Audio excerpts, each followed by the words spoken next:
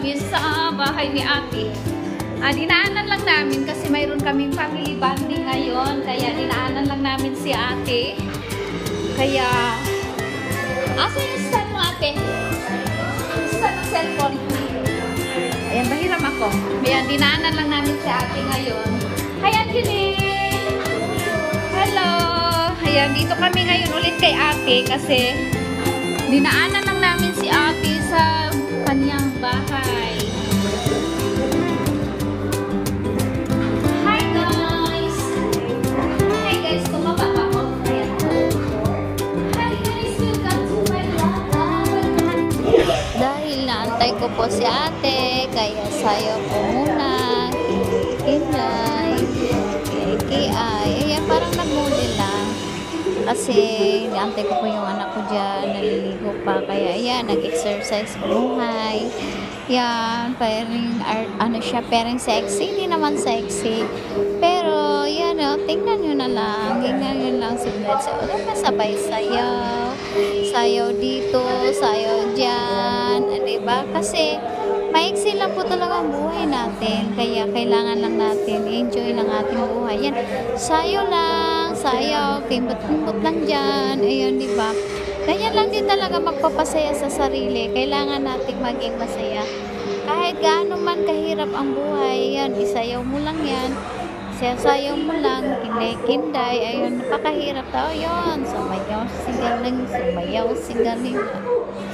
Ayan, sayaw tayo mga loves. Kaya isayaw mo lang, ipainat-inat. Ayan, may talon-talon, ikot.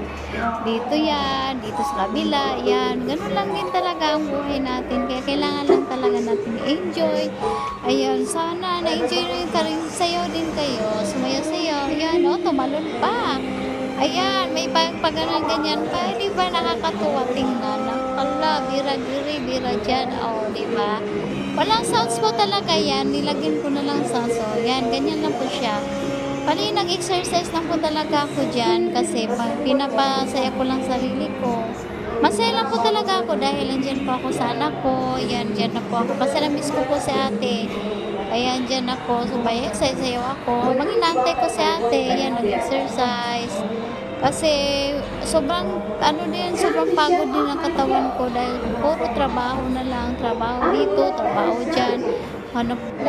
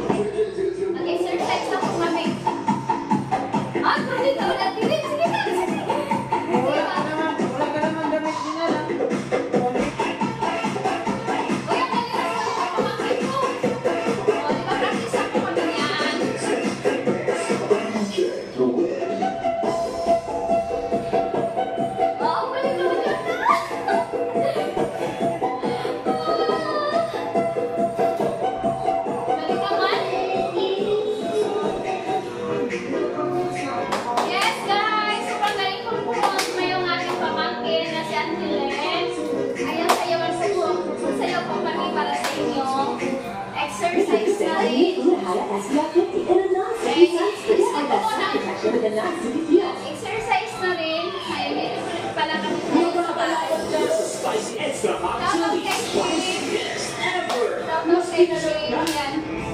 Sasayaw po kami dahil gusto lang namin makapag. What's new? The new report